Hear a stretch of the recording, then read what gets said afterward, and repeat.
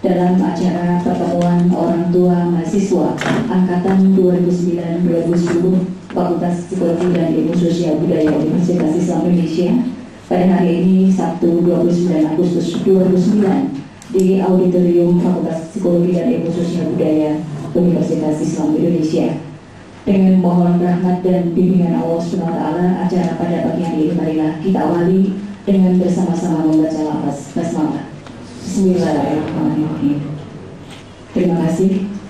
Selanjutnya marilah kita simak dengan seksama pembacaan ayat-ayat suci Al-Quranul Karim mengetengahkan surah Al-Mujadilah ayat 11 segera dibacakan oleh saudara Ridho Al-Mahubi. Kami silakan.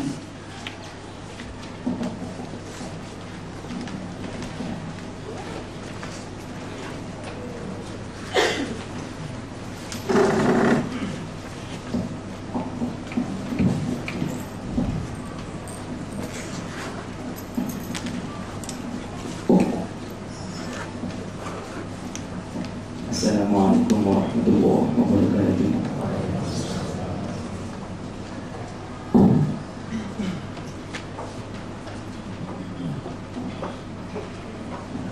A'udzu billahi minasyaitonir rajim. Bismillahirrahmanirrahim. Ya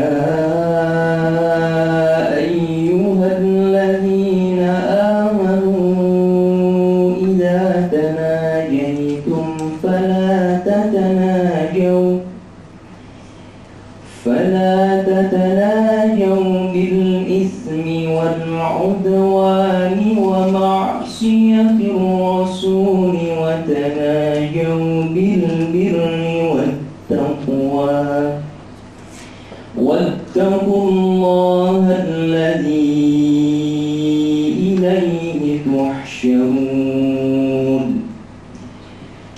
إنما النجوى من الشيطان ليحزن الذين آمنوا وليس بضارهم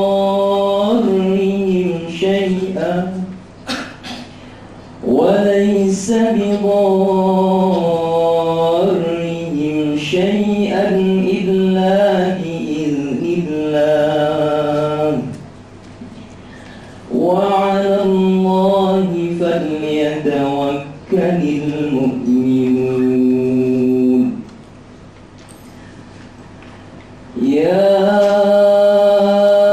أيها الذين آمنوا إذا قيل لكم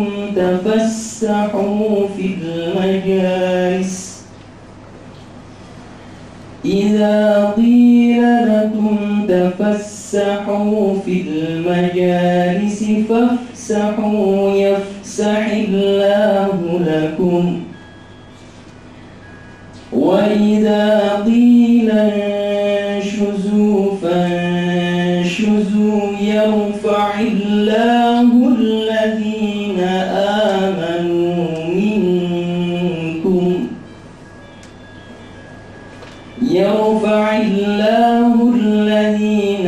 آمنوا منكم والذين أوتوا العلم درجات والله بما تعملون خبير. صدق الله العظيم. السلام عليكم ورحمة الله وبركاته. Sadaqallahul-Azim. Maha benar Allah yang Maha Agung dengan segala firman-Nya. Ibu dan Bapak yang kami hormati, selanjutnya akan kita saksikan bersama tayangan profil Fakultas Psikologi dan Ilmu Sosial Budaya.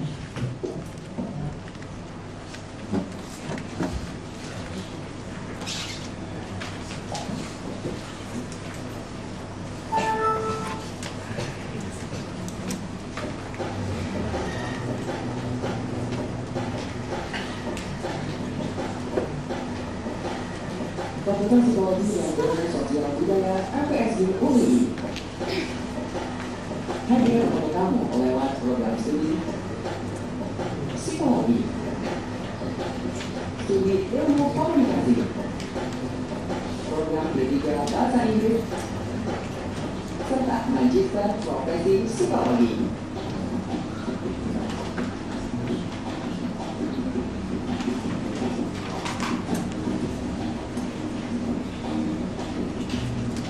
Bukan sekedar tambahan gedung dan fasilitas berkualitas tinggi yang akan kamu rasakan,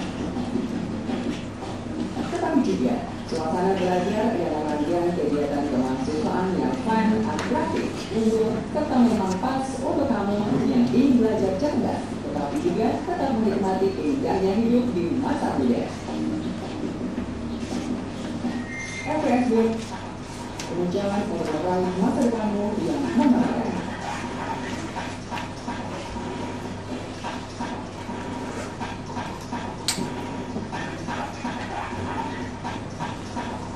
Beragam lapangan kerja terbuka dan jatah kamu pilih.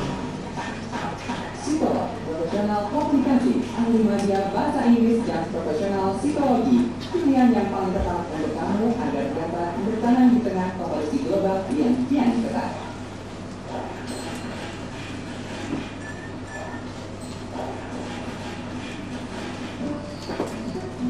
Yakinlah bahwa Fakultas Psikologi dan Ilmu Sosial Budaya FPSB UI adalah untuk kamu.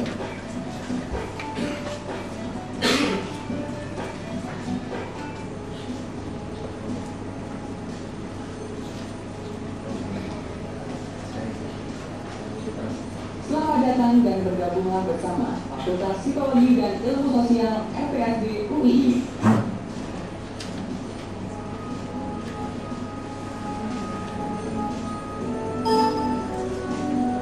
Tempat belajar di mana segala mimpimu akan menjadi nyata.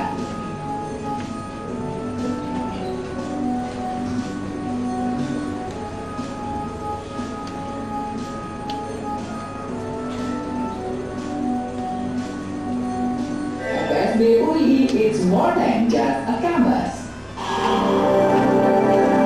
Fakultas Psikologi dan Ilmu Sosial Budaya Universitas Islam Indonesia FPSB UI program studi S1 Psikologi, S1 Ilmu. Baik Ibu dan Bapak sekalian yang kami hormati, demikian tadi tayangan Selayang Pandang profil Fakultas Psikologi dan Ilmu Sosial Budaya Universitas Islam Indonesia. Dan selanjutnya akan kita ikuti bersama sambutan Dekan Fakultas Psikologi dan Ilmu Sosial Budaya yang terhormat Bapak Haji Fuad Nasori SPSI MSI. Kami silakan.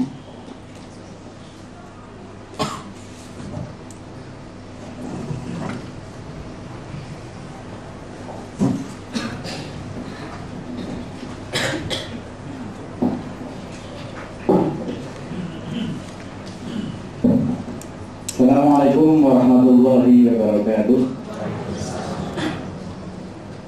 Selamat pagi Bapak sekalian. Alhamdulillah Rabbil Alamin.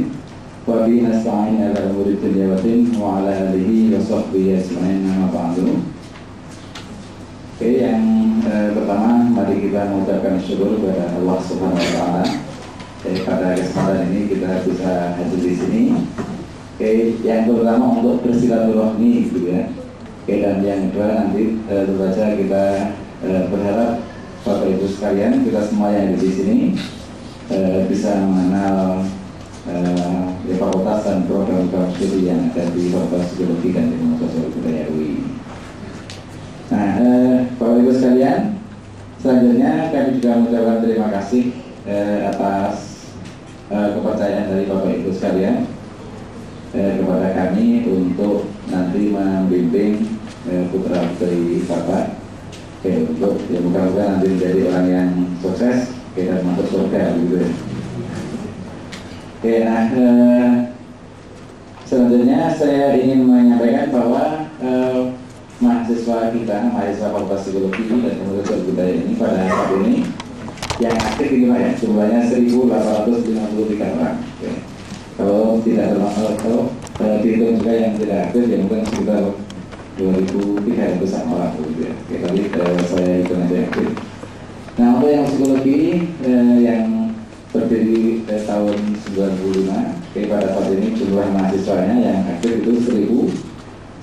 orang. Kalau dihitung yang tidak aktif ya bisa 1.500 orang lebih.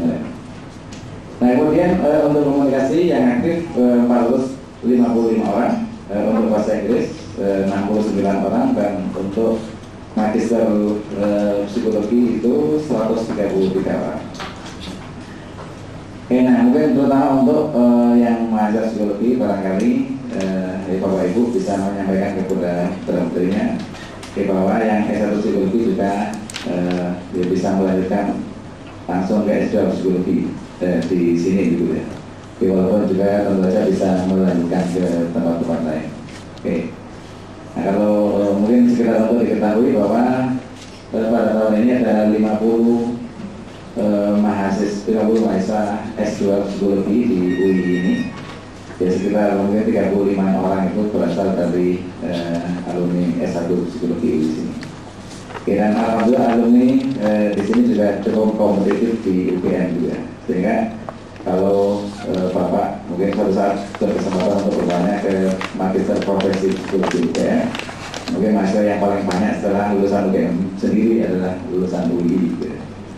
Ya, nah itu untuk menunjukkan satu hal bahwa alhamdulillah mahasiswa kita cukup kompetitif. Nah, khusus untuk tahun 2009 ini jumlah mahasiswa yang diterima dari S1, D3 maupun S2 itu 371 orang dengan penelitian yang untuk psikologi itu 209 orang. Oke, nah kemudian untuk komunikasi ada 99 orang, di bahasa Inggris ada 13 orang, dan untuk S2 tadi sudah saya sampaikan 50 orang. Nah, mungkin yang perlu saya sampaikan adalah bahwa program studi psikologi ini ya alhamdulillah merupakan program studi yang paling kompetitif di UI, khususnya di antara program-program studi yang jurusan ilmu sosial. Ilmu sosial di UI itu lebih kurang ada 10 buah, dan di UI ini psikologi alhamdulillah paling kompetitif. Nah, paling kompetitif itu memang bisa diketahui yang pertama itu dari skor yang diperoleh oleh mahasiswa pada waktu masuk. Ya, jadi kami tiap-tiap jurusan itu ditetapkan passing grade-nya atau skor terendahnya, dan psikologi itu paling tinggi gitu, di antara jurusan-jurusan ilmu sosial. Nah begitu juga dengan jumlah mahasiswa yang mendaftar dan yang akhirnya memasuki kampus ini. Pada tahun ini ada sekitar 1.450 mahasiswa mendaftar di psikologi, dan yang tadi yang akhirnya menjadi mahasiswa itu 29 orang, sehingga lebih kurang mungkin tingkat kompetisinya ya 1/7 gitu ya. Yang itu kalau saya boleh lebih baik kalau memang kalau dilihat dari akreditasinya ya mungkin ini sudah ketahui. Kompeten, profesional dan berdaya saing baik itu di tingkat nasional maupun internasional yang menjunjung tinggi nilai-nilai Islam serta budaya Indonesia. Kemudian menanamkan sikap, cara berpikir dan metode ilmiah kepada para mahasiswa tadi sehingga mereka mampu mengadopsi kompetensi tadi di dalam menghadapi masalah-masalah di bidang apapun yang mereka pilih nanti, karena kita punya banyak bidang pekerjaan untuk psikologi ya. Kemudian yang ketiga, kita berharap kita dapat menciptakan lulusan yang sensitif, tanggap, dan kreatif dalam pemberdayaan dan pemecahan persoalan di masyarakat. Kompetensi dari lulusan psikologi UI yang kita harapkan adalah yang pertama mereka memiliki kompetensi teoritis. Artinya secara umum mereka nanti akan memahami pendekatan-pendekatan teori, kemudian temuan-temuan dan sejarah dalam psikologi, dan diantaranya nanti adalah khasanah psikologi Islam. Yang kedua, kompetensi metodologi, artinya kita nanti berharap agar mahasiswa itu dapat memahami dan mampu menggunakan metode-metode penelitian utama di dalam psikologi. Jadi mulai dari merancang penelitian, menganalisis data, dan juga menginterpretasikan data tersebut. Yang ketiga, kompetensi terapan, karena ini program studi psikologi yang nantinya memang harus diaplikasikan secara terapan gitu ya kepada masyarakat. Maka kita juga berharap agar mahasiswa itu bisa mengaplikasikan ilmunya tadi yang teori ke dalam masalah-masalah real yang dialami, baik itu masalah-masalah personal, masalah mereka sendiri mungkin ya, berhubungan dengan teman, dengan masyarakat dan lain-lain. Kemudian masalah-masalah sosial, masalah-masalah organisasi, dan masalah-masalah keislaman. Kompetensi yang keempat adalah kompetensi teknologi informasi. Secara umum di UII kita menerapkan penggunaan teknologi informasi, sehingga kita berharap mahasiswa kita ketika lulus nanti juga akan mampu menguasai atau mendemonstrasikan kompetensi teknologi informasi ini, khususnya yang berkaitan dengan bidang psikologi. Misalnya nanti mau melakukan atau membuat e-counseling bisa, mau membuat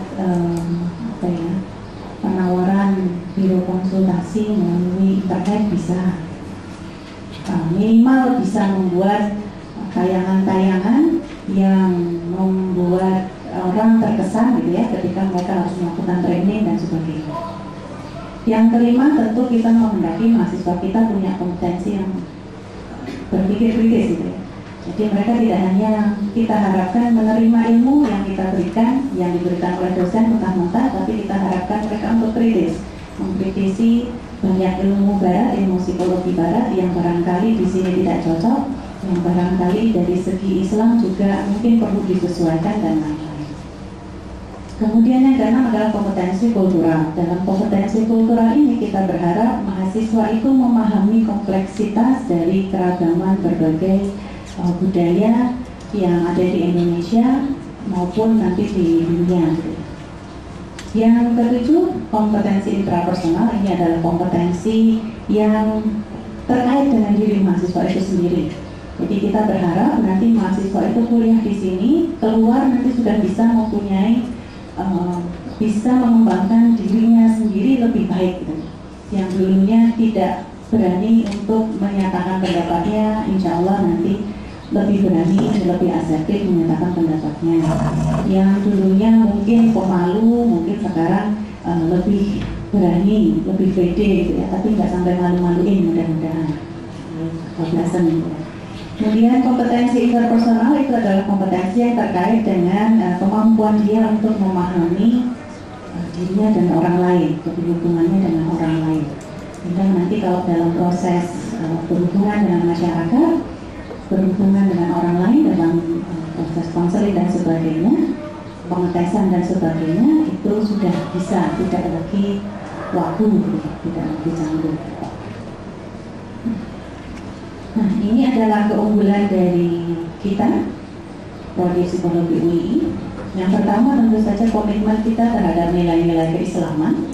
Jadi Fakultas Psikologi UII adalah fakultas psikologi pertama di Indonesia yang mengembangkan psikologi Islami, di mana Pak Fuad ini tokoh utamanya. Ya. Selain itu sekarang ada Pak Sus Budiarto yang jadi kaprodi kita. Kemudian di psikologi ini kita ada sistem penjaminan mutu akademik, yang alhamdulillah tahun ini UII dinyatakan oleh Dikti sebagai sistem penjaminan mutu terbaik di Indonesia. Kemudian ini nanti terkait dengan Mas Ferry. Kita punya sistem informasi akademik, keuangan, perpustakaan dan lain-lain yang terintegrasi, yang ini juga bisa diakses oleh Bapak Ibu sekalian. Jadi contohnya misalnya Bapak Ibu walaupun tinggal di tempat yang jauh dari Jogja masih bisa memantau kondisi putra-putri Bapak Ibu. Misalnya Bapak Ibu masih bisa mengetahui dalam minggu ini putra Bapak Ibu kuliah berapa kali, itu bisa diakses dari internet. Kemudian nilainya apa saja, buku-buku apa yang pernah dia pinjam, yang sudah dikembalikan, yang belum dikembalikan, apakah SPP-nya sudah dibayarkan atau belum, itu bisa dicek semuanya dari sistem informasi. Yang berikutnya adalah kita punya komitmen untuk selalu memperkuat relevansi kurikulum kita dengan perkembangan dan kebutuhan masyarakat. Sehingga itu tadi Pak Fuad juga mengatakan kita perlu potma, antara lain adalah untuk ini. Jadi kita perlu masukan juga dari Bapak Ibu, dari user yang lain juga tentang barangkali kurikulum kita sekarang ini sudah tidak terlalu cocok, sehingga kita kalau dapat masukan dari Bapak Ibu akan segera melakukan pembenahan lagi.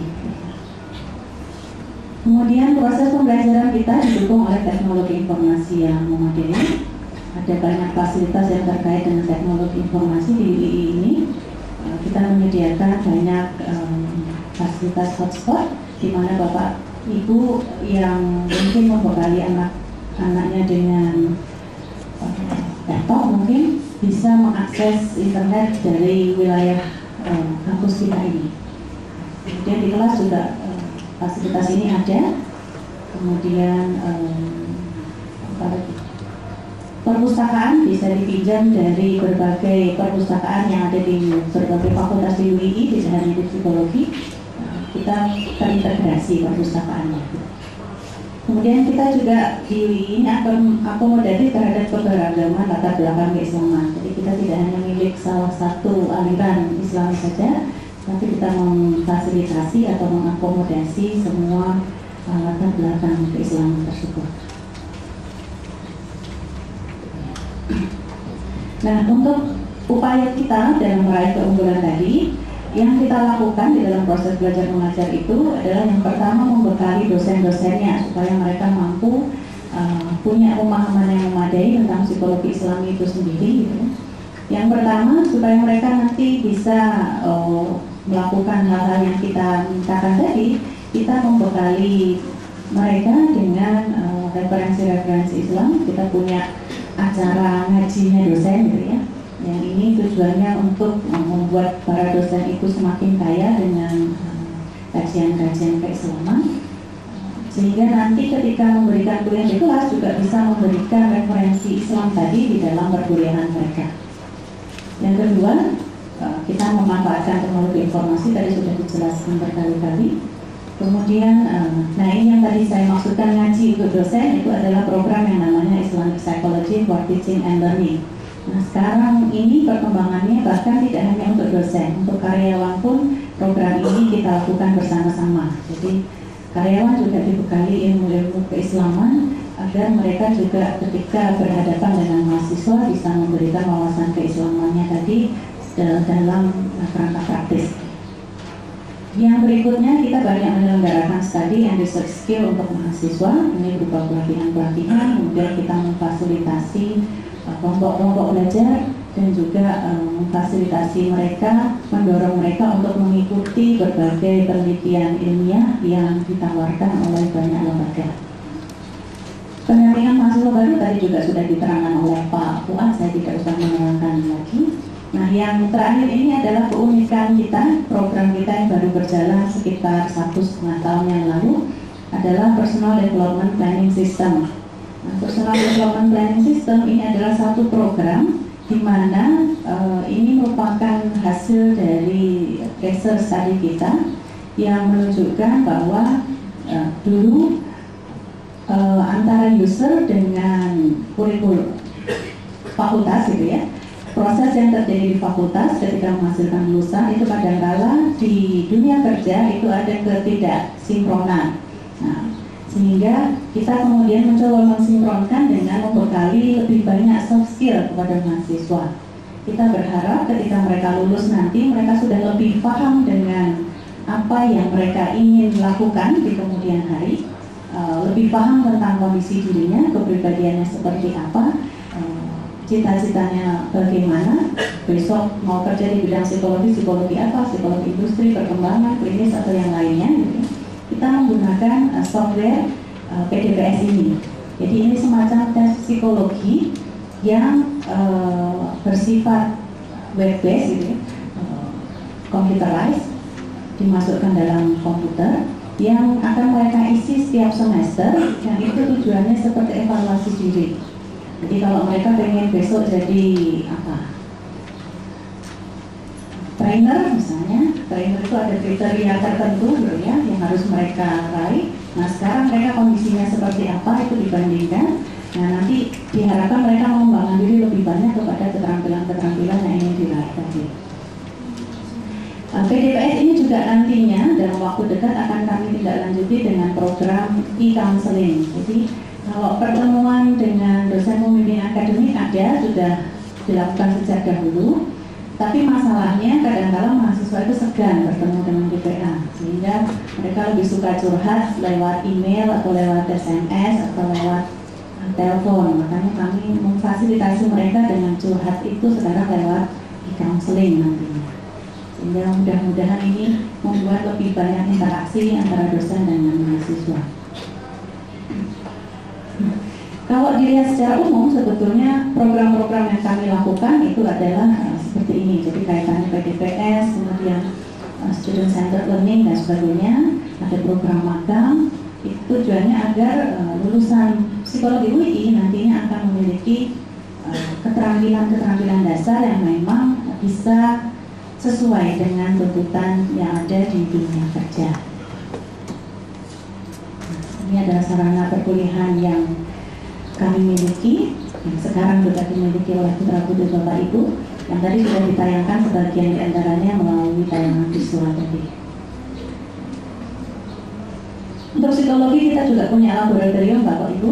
Jadi nanti kalau fakultas eksakta mungkin laboratorium untuk penelitian bahan kimia dan sebagainya. Kalau di psikologi laboratorium kita digunakan untuk berlatih mengetes. Jadi tadi di tayangan ada ditunjukkan kartu yang bergambar-gambar tertentu, kemudian ada balok-balok itu contoh pengetesan untuk intelijensi, kepribadian dan sebagainya. Itu yang ada praktikumnya. Auditorium ini ruangan yang sedang kita pakai sekarang. Audiovisual adalah ruangan yang biasa digunakan secara khusus untuk memutar film-film psikologi. Pusat psikologi terapan tadi itu adalah unit bisnis kita yang melayani klien dari luar, sudah lumayan banyak kliennya, dan putra-putri Bapak Ibu nanti boleh magang di sana. Tentang kurikulum dan pembelajaran, karena kita fokus pada psikologi Islami, maka desain kurikulum kita disesuaikan dengan visi misi tersebut. Dan proses belajar mengajar kita tidak satu arah, tapi kita menggunakan metode student centered learning. Yang tadi di tayangan video juga nampak bahwa mereka kadang-kala di kelas itu dikumpulkan dalam kelompok kecil-kecil, kemudian mereka berdiskusi di sana, atau kadang-kadang mereka diminta untuk mencari informasi tertentu di perpustakaan dan sebagainya. Itu tujuannya supaya mahasiswa tidak bosan kalau yang ngomong dosennya terus gitu ya, tidak ngantuk dan sebagainya. Ini yang kami mohonkan perhatian dan kerjasama dari Bapak Ibu. UII cukup strict, fakultas psikologi terutama adalah dalam evaluasi. Ada dua macam evaluasi yang rutin kita lakukan terhadap mahasiswa psikologi. Tadi juga sudah disebutkan oleh Pak Puan. Yang pertama adalah evaluasi hasil studi 4 semester pertama. Jadi pada 4 semester pertama kami akan melihat, memantau putra-putri Bapak Ibu apakah sudah memenuhi syarat minimal ini atau belum. Kalau belum, maka terpaksa nanti akan di DO. Semester 2, semester 3 akan selalu kami kirimi kartu hasil kartu nilai ya, hasil studi putra-putri Bapak Ibu. Kemudian kalau nilainya minim, kami juga akan memberikan warning di sana. Jadi peringatan, mohon meningkatkan nilai dan sebagainya sebagai jaga-jaga. Kalau akhir semester 4 kami mendapati bahwa mahasiswa tersebut IPK-nya, indeks prestasi kumulatif, artinya IP dia gabungan dari semester 1 sampai 4 itu masih kurang dari 2,5, dengan jumlah SKS yang masih kurang dari 30, maka mohon maaf nanti akan diusulkan kepada rektor untuk di-DO. Kalau sudah lolos dari 4 semester pertama, lebih dari itu sudah aman. Tetapi amannya jangan kebablasan, karena kita juga ada batasan akhir studi. Untuk akhir studi, tadi disebutkan oleh Pak Fuad, maksimal 7 tahun. 7 tahun itu 2 kali masa studi normal. Karena sebetulnya untuk kurikulum psikologi itu memungkinkan untuk lulus dalam waktu 3,5 tahun. Jadi 2 kali masa studi, 7 tahun. Kalau belum bisa mengumpulkan 148 SKS dengan IP IPK 2,5 dan belum bisa mencapai TOEFL institusional 400, itu juga nanti akan kena DO yang namanya DO masa studi. Jadi ada 2 kali evaluasi DO. Mohon kerjasama dari Bapak Ibu sekalian untuk mendorong putra putrinya dan mendoakan putra putrinya tadi kata Bapak ya, untuk tidak sampai kena evaluasi yang hasilnya seperti dapat surat cinta dari rektor. Nah, untuk bisa mencapai hasil yang baik, tentu dia harus bisa kuliah dan mengikuti ujian dengan baik.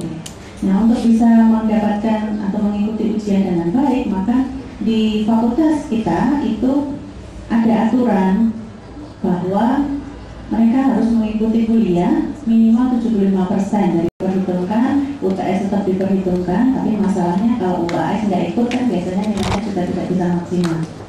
Nah, jadi kalau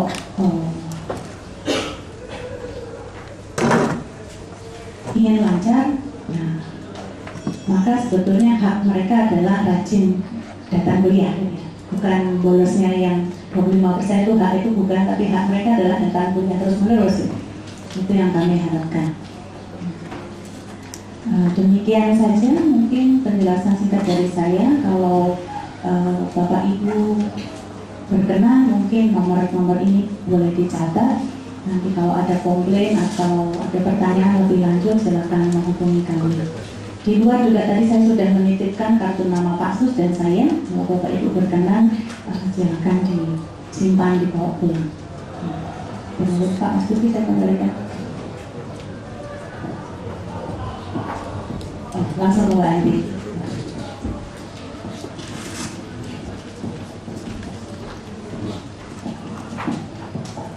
Terima kasih Ibu dan Bapak yang kami hormati. Demikian tadi penjelasan akademik tentang program studi psikologi dan program studi ilmu komunikasi. Dan sebelum kita lanjutkan pada sesi dialog, mungkin kesempatan untuk Ibu dan Bapak nanti menyampaikan saran masukan atau mungkin pertanyaan. Berikut ini akan kita ikuti bersama penjelasan tentang layanan informasi akademik dan rencana akademik semester. Sebagaimana telah disampaikan oleh Ibu Yuli tadi, ini adalah merupakan salah satu layanan yang bisa dimanfaatkan oleh Ibu dan Bapak sekalian dalam memantau perkembangan akademik putra dan putri Ibu dan Bapak sekalian. Untuk mengetahui lebih jauh tentang layanan ini, segera akan disajikan informasinya oleh Saudara Varianto. Kami silakan.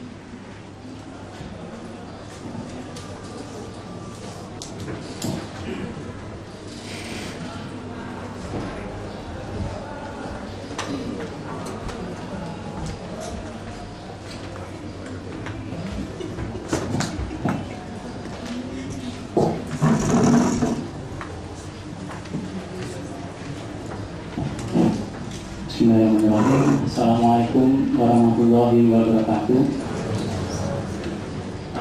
Bapak-bapak dan ibu orang tua wali yang saya hormati, jadi saya di sini mewakili bagian sistem informasi untuk menyampaikan kepada bapak dan ibu sekalian bahwa di UII telah melakukan ada yang pertama, psikologi itu ada yang masuk ke ranah kedokteran, tapi saya heran kenapa di UI masuk ke ranah sosial.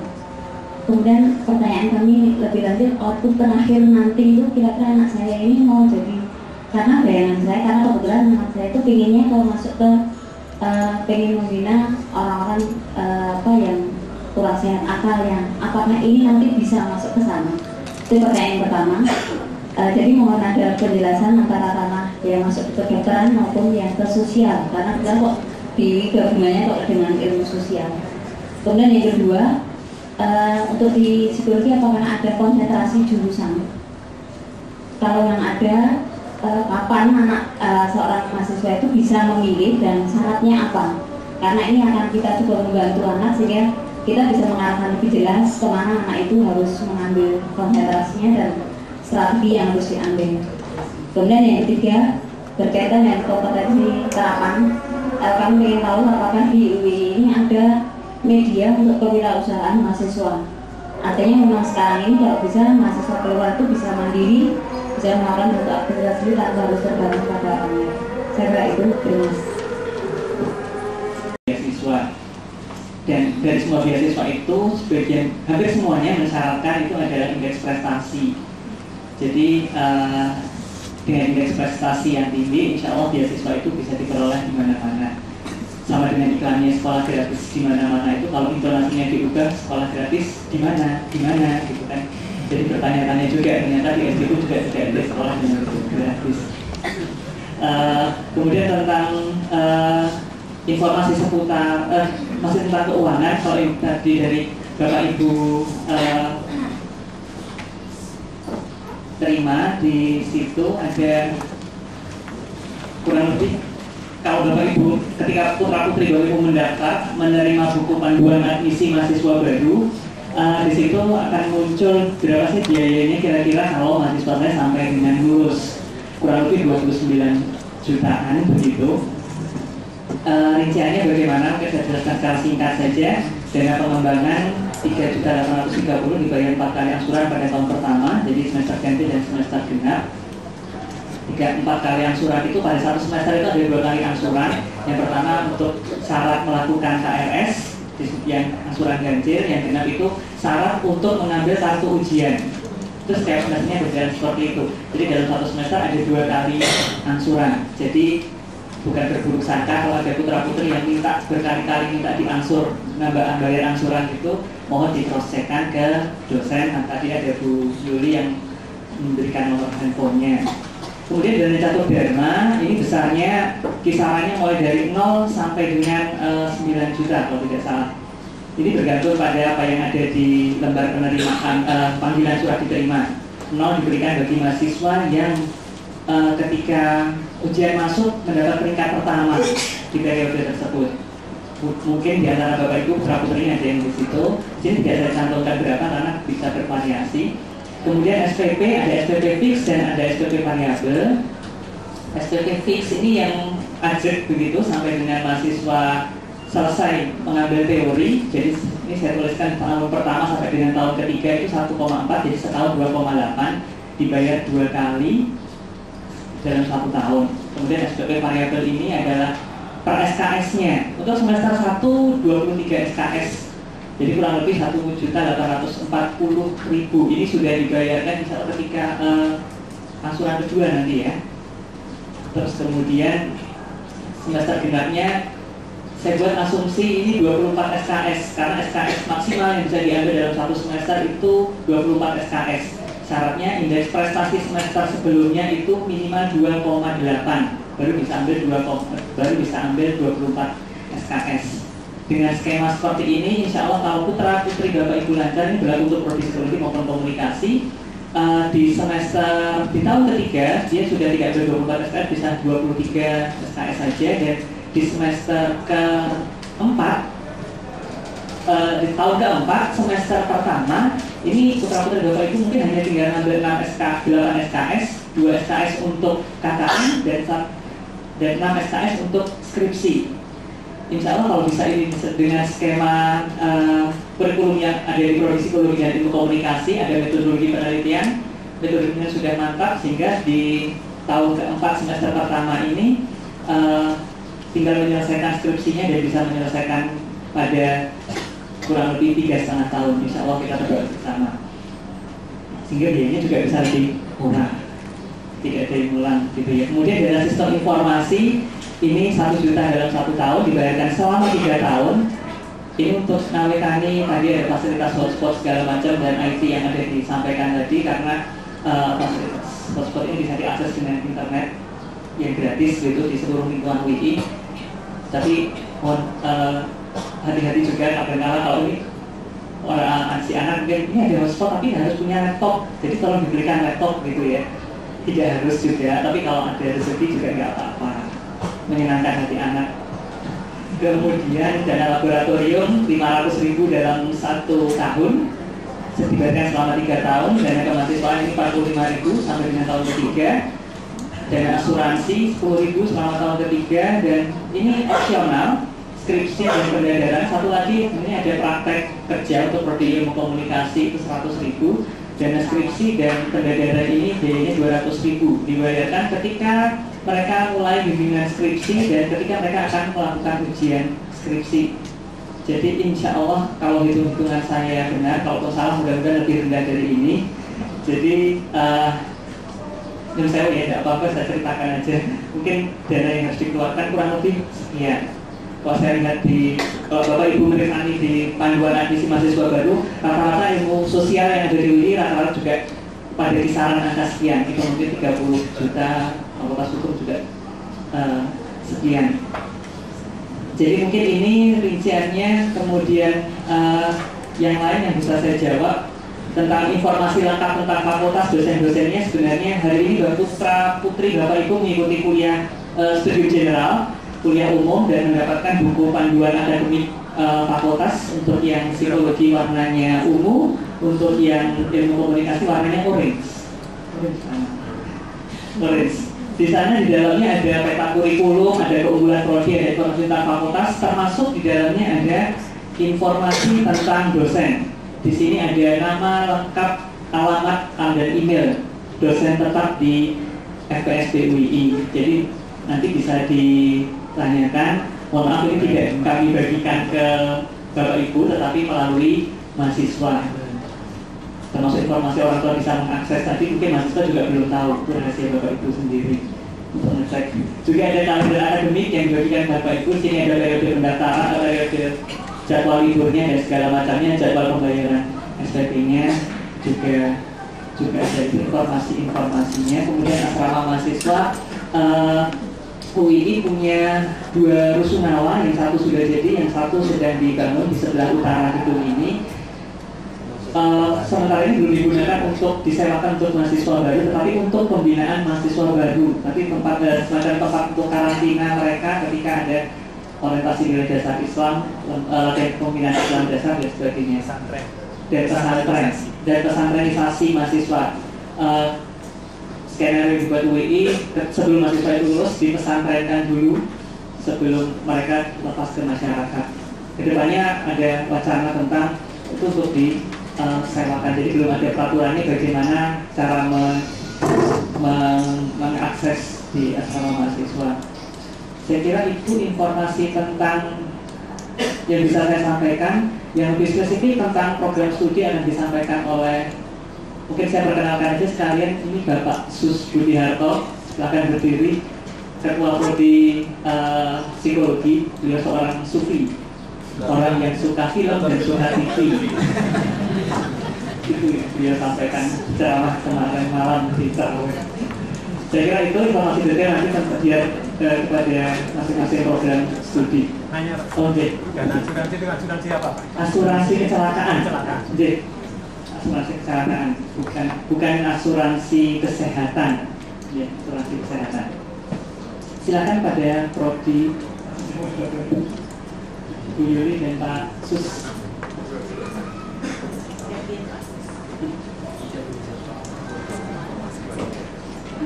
Ya, sebelumnya Mas Budi akan menambahkan.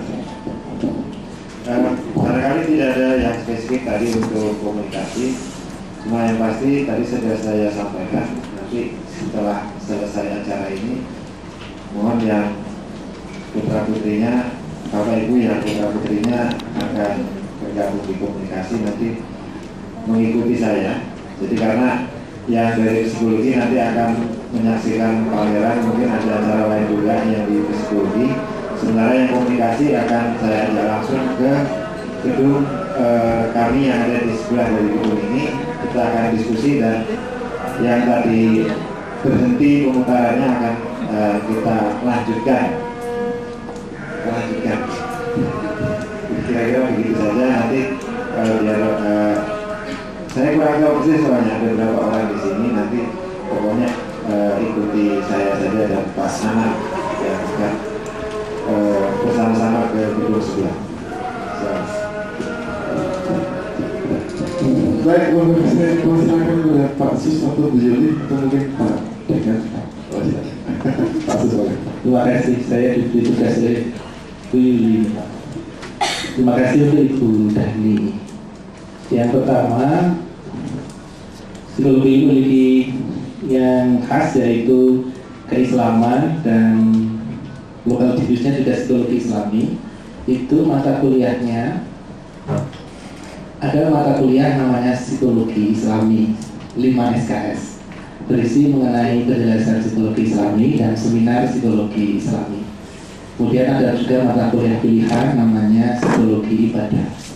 Itu mirip menemukan hikmah dari ibadah, karena di sini ada kuliah wajib namanya kuliah ibadah, dan selain akidah ada ibadah dan akhlak. Nah, untuk melanjutkan ibadah supaya tidak hanya melaksanakan fikihnya sesuai dengan syariat Islam, juga pengaruh ibadah dalam kehidupan pribadi manusia dikaji dari praktekan dalam kuliah psikologi ibadah. Kemudian ada juga kuliah psikologi Islami terapan, seperti terapan psikologi di dalam mengatasi masalah-masalah individu, kelompok, dan organisasi dengan konseling, kemudian dengan terapi, dengan training juga. Itu namanya psikologi Islami terapan. Dan yang ketiga ada kuliah pilihan namanya psikologi mimpi. Kalau Bapak Ibu melihat di televisi Pendidikan Indonesia TPI itu di hari Rabu atau Kamis pada subuh itu ada rukyah mimpi ya. Nah, kalau itu kita ada di psikologi ada memahami mimpi secara empirik, kemudian mimpi kenabian, dan mimpi-mimpi yang merupakan gambaran psikologi serta godaan setan.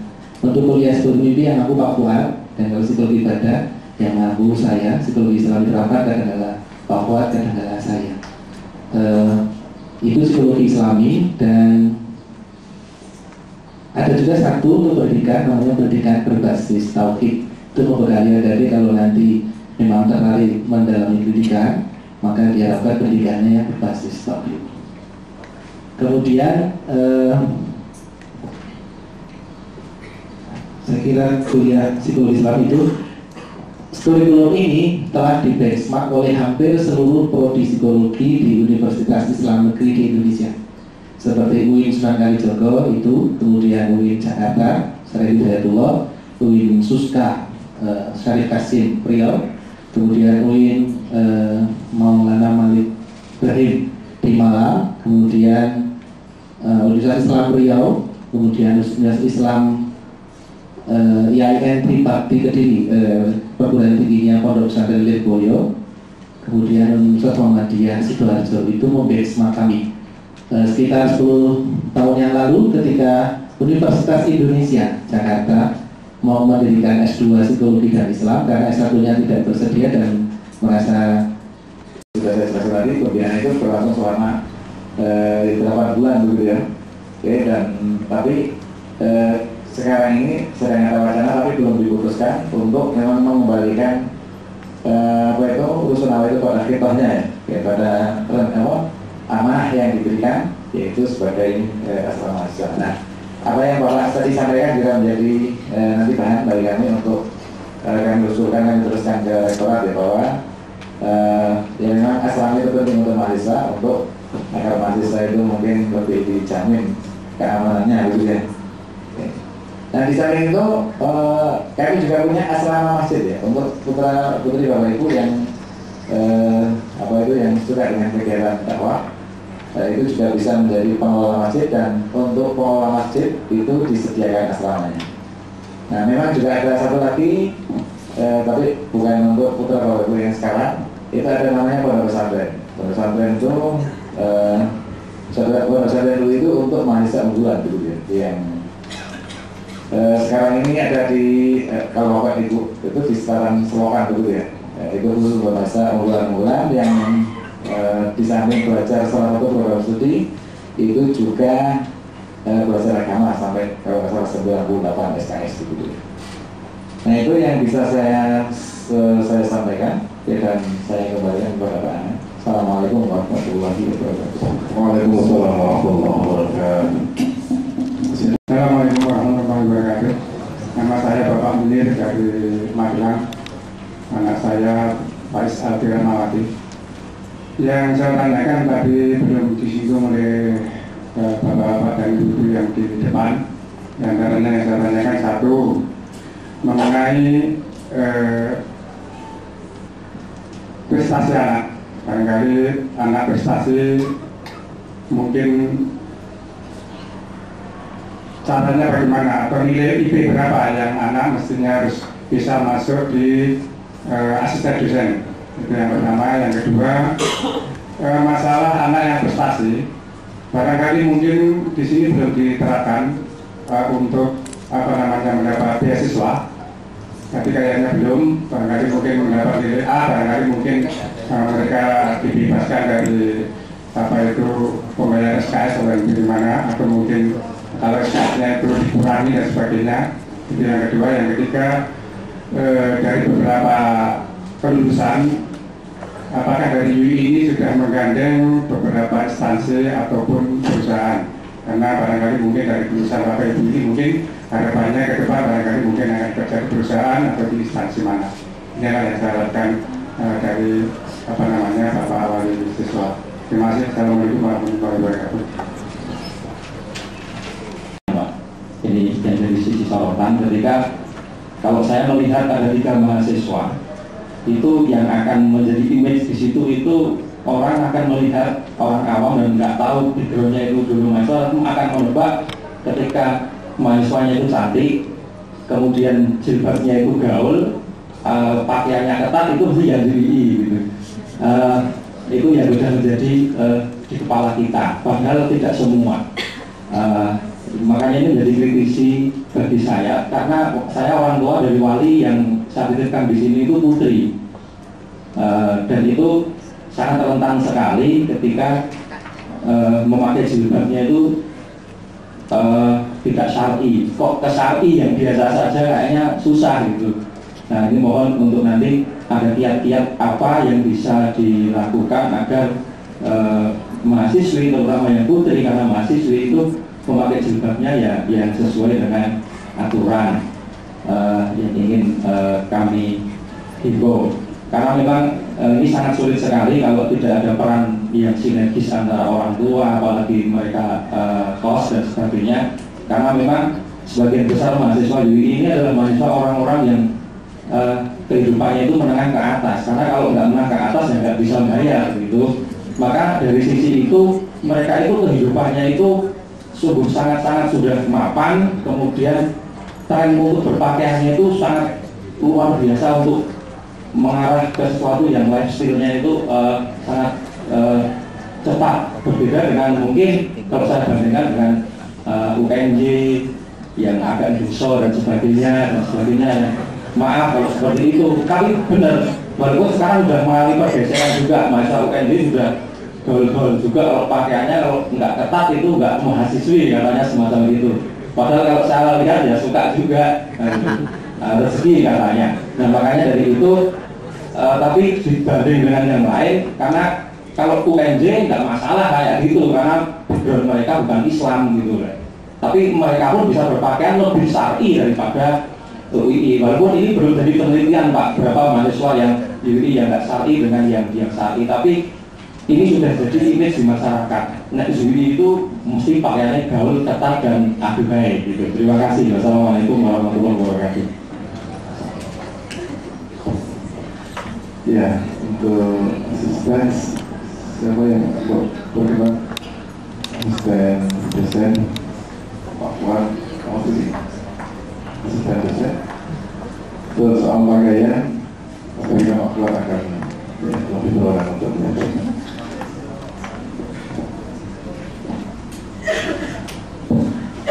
Oke, matur. Yang pertama tentang yang saya dari belakang aja ya, Pak.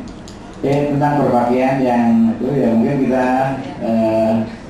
mengakui bahwa mahasiswa kita itu sebagian mahasiswa kita ya sebagian memang ya gaul seperti itu. Nah dan sesungguhnya kita telah melakukan upaya, walaupun saya juga mengakui bahwa upaya itu juga naik turun gitu ya. Walaupun saya sebagai DKR itu rasanya semangat terus gitu ya, akan tapi mungkin yang saya gerakkan untuk bisa kalau saya istilahkan menindak itu akan naik turun. Nah mungkin apa yang pernah kita lakukan, tapi biasanya reaksinya agak keras dari mahasiswa itu adalah memberikan kartu peringatan. Oke, jadi aturan di UI itu adalah bahwa kalau seorang mahasiswa itu Mendapatkan peringatan tertulis sampai 3 kali, maka dia itu bisa di skor gitu. Nah selama ini memang sudah ada beberapa mahasiswa yang mendapatkan peringatan 2 kali, tetapi tidak sampai 3 kali gitu. Jadi memang belum ada mahasiswa yang terkena skors karena perkalian itu. Tapi kalau mahasiswa yang kena skors karena mencuri handphone misalkan ya, kemudian karena memasukkan nilai, kemudian karena sponsor lain ya. Itu sudah banyak, tapi kalau karena perpakaian ini memang belum ada. Nah ini juga menjadi peringatan bagi saya. Kemarin kira-kira ya beberapa bulan yang lalu kita men-training para satpam itu untuk melakukan fungsi memperingatkan. Kalau dulu yang memperingatkan itu beberapa dosen dan pimpinan fakultas dan prodi. Nah besok-besok itu yang akan kita minta untuk memperingatkan mahasiswa dan memberikan kartu peringatan itu adalah satpam. Dan satpam itu tidak kelihatan sangar atau menakutkan. Dan kemarin kita sudah beri training begitu. Nah semoga nanti satpam ketika menyapa dan akhirnya memberikan peringatan itu lebih sopan santun lah, lebih santun begitu. Nah tapi memang itu kita terapkan. Dan kalau untuk kasus-kasus yang bersifat khusus, tapi ini memang bergantung pada dosennya. Beberapa kelas, misalkan mungkin yang saya terapkan di kelas saya, kalau mahasiswa masuk ke kelas dan berbaju ketat, dan kelasnya itu full press gitu mas ya. Atau masih kelihatan lehernya, apalagi misalkan kelihatan di pinggangnya, maka mahasiswa itu tidak saya perkenankan ke ruangan saya. Jadi saya minta untuk keluar dulu gitu. Entah pinjam temannya atau beli baju yang baru mau bawa. Nah, dan kemarin saya di semester pendek itu saya terapkan mahasiswa yang pakai rok ya, pakai rok saya kasih bonus gitu ya. Ya mungkin semester pendek musim untuk memberi bonus ini. Saya jadi yang saya bilang kalau minggu depan pakai rok saya kasih bonus, kemudian enggak saya kasih nilai. Dan terakhir siapa yang hari setelah itu saya tidak kasih nilai dan pada beberapa minggu yang terakhir itu saya kasih lagi gitu ya, untuk melihat mahasiswa yang menggunakan rok secara konsisten. Jadi tujuannya ya saya berharap bahwa mereka itu lebih feminin. Nah kita itu mau membuat peraturan terutama untuk psikologi itu nanti kalau mahasiswa itu mau masuk ke laboratorium itu harus sampai rok dulu ya. Nah tentu saja yang press tadi yang full press itu tidak kita tekankan ya, tapi dengan pakaian dengan standar bagaimana seorang psikolog itu bekerja khususnya ketika masuk ke laboratorium.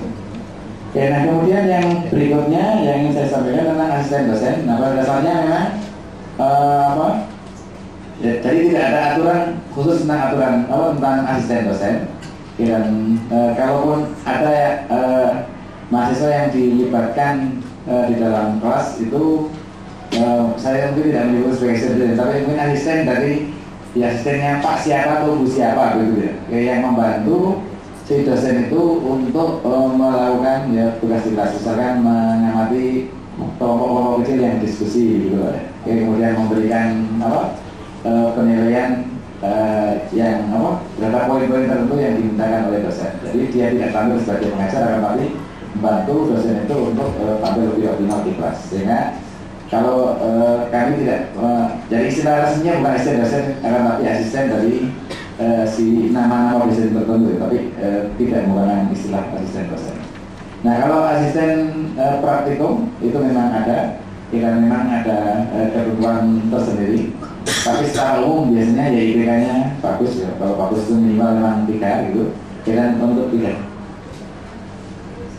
Nilai mata kuliah untuk yang dia akan menjadi asisten itu A per B, misalkan asisten eksperimen begitu ya. Maka untuk mata kuliah psikologi eksperimen itu minimal A per B. Kalau di komunikasi berapa minimal? Mana?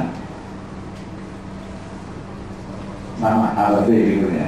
Nah kemudian yang berikutnya tentang menggandeng perusahaan, ini masukan yang berharga. Kemarin selama ini mungkin yang memang program yang banyak mau masukin untuk menggandeng perusahaan itu adalah program mahasiswa profesi. Karena memang memerlukannya untuk kerja praktek mahasiswa S2 profesi itu. Dan ya, masukan dari Bapak nanti Mudah-mudahan nanti kita bisa perluas sehingga kita bisa bekerja dengan perusahaan itu, yang perusahaan itu nanti bisa menampung para lulusan kita. Ada sejumlah mahasiswa itu yang mengajukan untuk magang begitu, tapi memang tidak ada mata kuliah magang di psikologi. Kalau di komunikasi ada namanya K3, kuliah kerja komunikasi, jadi seperti magang di perusahaan. Tapi kalau di psikologi tidak ada mata kuliah magang, tapi kalau ada mahasiswa yang menginginkan untuk magang, maka setelah ini ya kami dukung ya. Jadi dia di perusahaan itu misalkan dia ada mahasiswa yang terakhir kalau salah di Pertamina di Balikpapan, dia itu mau magang di sana dan dia mau di sana, dan akhirnya kami memberikan keterangan yang ini adalah bahwa mahasiswa ini adalah mahasiswa kami yang dari sana, dan akhirnya dia memperoleh kesempatan untuk magang di sana. Jadi saya sudah sekurang-kurangnya dalam tempo berapa ya, 3 tahun ini atau 4 tahun ini ada 4 atau 5 mahasiswa yang dengan inisiatif sendiri magang.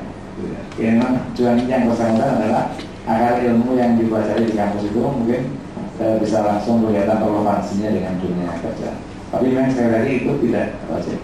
Nah, ada juga kesempatan lain untuk magang, yaitu di namanya Pusat Psikologi Terapan. Jadi kami punya lembaga layanan psikologi.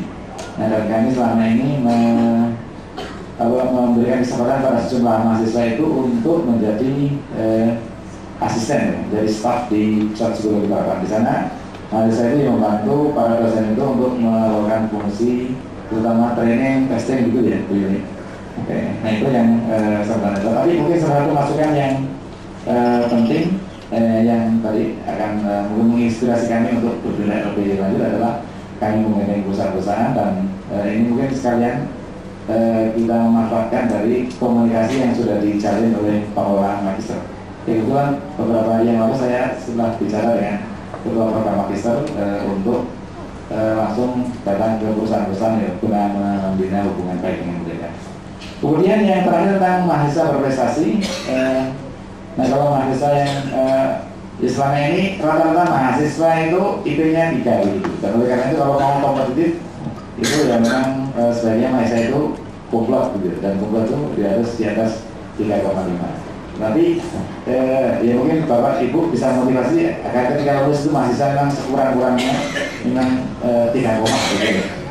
Nah, ya dalam kenyataannya kan beberapa lembaga peraturan itu mewajibkan nilai-nilai tertentu gitu. Yang nilai dalam angka tertentu. Ya kalau memang 3,5 sangat sulit dicapai, mungkin diusahakan agar sekurang-kurangnya 3,5.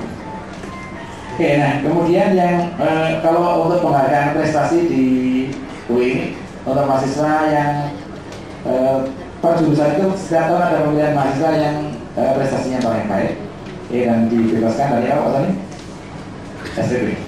SPP selama 1 tahun gitu. Itu per tahun ada pilihannya. Itu yang memilih universitas gitu. Nah, tapi kami di fakultas juga punya program namanya Anugerah Prestasi Mahasiswa, di mana kami tiap tahun itu memberi penghargaan kepada mahasiswa untuk prestasi mulai dari akademik, kemudian penelitian, kemudian penulisan di publikasi di koran, di masalah dan seterusnya. Kemudian yang ketiga untuk pendampingan, untuk olahraga, untuk kesenian. Jadi mahasiswa yang unggul di bidangnya masing-masing itu setiap kali ulang tahun fakultas itu untuk mereka diberikan penghargaan gitu ya, yaitu sejumlah dan sertifikat. Nah itu yang bisa saya sampaikan. Oke, nah beasiswa yang dari UI itu memang ada beasiswa yang gratis SPP ya, tapi itu memang diperuntukkan bagi prodi-prodi yang istilahnya prodi berapa. Nah, psikologi dan komunikasi itu tidak dianggap berapa gitu ya, sehingga tidak ada namanya beasiswa KH Muzakir dan beasiswa Profesor Sarjito begitu. Nah, akan tapi juga ada beasiswa lain. Ini beasiswa Super Semar. Nah, tapi yang paling banyak itu dari Kopertis ya. Beasiswa Panduan Belajar Mahasiswa dan Beasiswa Peningkatan Prestasi Akademik. Jadi beasiswa Panduan Belajar itu untuk mahasiswa yang merasa kurang gitu, tapi untuk yang peningkatan prestasi akademik yang indeks prestasinya sudah cukup baik gitu. Nah, untuk tahun ini ada ya ada UI itu dapat sekitar berapa? 800-an ya, 800-an dan 200-an diantaranya itu kemarin diperoleh oleh mahasiswa psikologi dan komunikasi. Jadi tahun ini memang ada cukup banyak mahasiswa kita yang berproses. Dan untuk yang namanya mahasiswa beasiswa panduan belajar mahasiswa atau B3M ya, dan kemudian mahasiswa beasiswa peningkatan beasiswa akademik atau BPTA namanya, BPTA. Nah itu memang sangat banyak dan relatif mudah gitu ya. Biasanya surat keterangan dari sampai lurah gitu kalau salah. Ya di samping lampiran tentang lampiran dari prestasi akademiknya selama 1 tahun terakhir. Ya atau IPK-nya selama studi. Nah itu yang bisa saya sampaikan, Pak. Oke, mohon maaf kalau kepanjangan. Assalamualaikum warahmatullahi wabarakatuh. Waalaikumsalam warahmatullahi wabarakatuh. Baik sekalian, saya kira waktunya sudah lebih dari cukup karena seharusnya bahwa ini bisa diselesaikan. Karena ada banyak hal yang disampaikan dan yang terpaksa. Itu hal yang tadi istighfar sama-sama. Astagfirullahaladzim. Dan berdoa alhamdulillah. Alhamdulillah. Saya boleh daripada Allah seremoni. Saya sekian, terima kasih. Assalamualaikum warahmatullahi wabarakatuh. Terima kasih Ibu dan Bapak sekalian yang kami hormati. Sesi dialog tadi telah mengakhiri rangkaian acara pertemuan orang tua wali mahasiswa Angkatan 2009-2010 Fakultas Psikologi dan Ilmu Sosial Budaya Universitas Islam Indonesia siang hari ini. Dan untuk memberikan kesempatan dan fasilitas yang ada di FPSD UI yang dikemas dalam acara Tour de FPSD untuk program studi psikologi nanti bisa langsung bergabung dengan panitia dan akan dipandu oleh para pimpinan fakultas sekaligus. Dan untuk program studi ilmu komunikasi kami persilahkan langsung bergabung dengan ketua program studi ilmu komunikasi Bapak Anas Studi dan sekretaris prodi ilmu komunikasi Bapak Anang Hermawan. Terakhir kami mengucapkan terima kasih atas waktu yang telah Ibu dan Bapak luangkan menghadiri pertemuan pada siang hari ini. Dan saya mengucapkan puja dan bersyukur kehadiran Allah SWT. Acara pada siang hari ini marilah kita akhiri dengan bersama-sama membaca lafaz hamdalah. Alhamdulillahirrahmanirrahim. Terima kasih atas segala perhatian. Bila taufiq wal hidayah. Wassalamualaikum warahmatullahi wabarakatuh. Mbak terkait ya? Terima kasih sekali Pak. Komunikasi. Dulu kan Pak katanya Pak. Tidak, itu lagi. Mau bilang saya Pak. Ini masih bisa ya? Bacanya di sini kayak nggak harus. Pertanyaannya kasih kepala. Oh, udah. Karena mau langsung bilang itu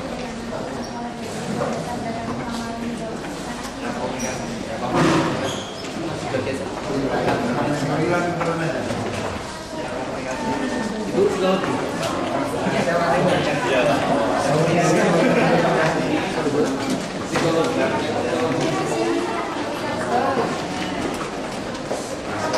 Bapak Ibu yang psikologi dipersilakan bersama yang berjaket, mahasiswa berjaket untuk di jajaran.